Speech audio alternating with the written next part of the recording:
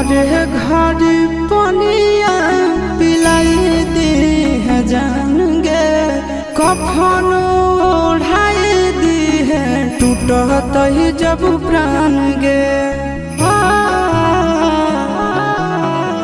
मोरे घर पनिया पिलाई दी है जान गे, कफन ओढ़ाई दी है टूटत ही जब प्राण गे।